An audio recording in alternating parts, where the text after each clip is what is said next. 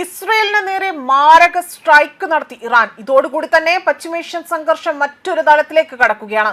യുദ്ധം തുടങ്ങി ഒരു മാസം പിന്നിടുമ്പോൾ അതിഭയാനകമായ ഘട്ടത്തിലൂടെയാണ് ഇപ്പോൾ സംഘർഷം കടന്നു പോകുന്നത്. ഇസ്രായേൽ ഇറാന്റെ എണ്ണപ്പാടങ്ങൾ കേന്ദ്രീകരിച്ചുകൊണ്ട് നടത്തിയ ആക്രമണത്തിന് അതിന്റെ പ്രതികാരമായിട്ടാണ് ഇപ്പോൾ ഇറാൻ ആകട്ടെ ഇസ്രായേലിന്റെ എണ്ണശാലകൾക്ക് നേരെ ആക്രമണം നടത്തിയതായിട്ടുള്ള വിവരങ്ങൾ പുറത്തു വന്നിരിക്കുന്നത്. ഇന്ന് പുലർച്ചെ ഹിസ്ബുള്ള കേന്ദ്രങ്ങൾ ലക്ഷ്യമിട്ടും ഇസ്രായേൽ കനത്ത വ്യോമാക്രമണം നടത്തിയതായും റിപ്പോർട്ട് സൂചിപ്പിക്കുന്നു.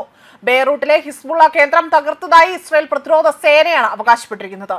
ലെബനനിൽ 6 ഇസ്രായേൽ സൈനികർക്ക് പരിക്കേറ്റതായും ഇസ്രായേൽ സ്ഥിരീകരിച്ചിട്ടുണ്ട്.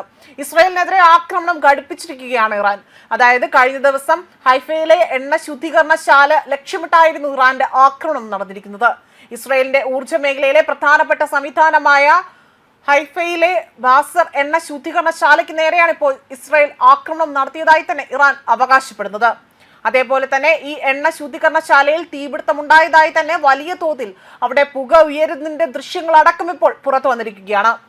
അതേസമയം മിസൈൽ പ്രതിരോധിച്ചതിന് പിന്നാലെ തന്നെ ഇറാന്റെ അവശിഷ്ടങ്ങൾ വീണാണ് എണ്ണ ശുദ്ധീകരണശാലയിൽ തീപിടുത്തമുണ്ടായത് എന്നതാണ് ഇസ്രായേൽ ഇവിടെ വ്യക്തമാക്കിയിരിക്കുന്നത്. അതായത് ഇസ്രായേലിന്റെ അഗ്നിരക്ഷാ സേനയാണ് ഈ വിശദീകരണം നൽകുന്നത്.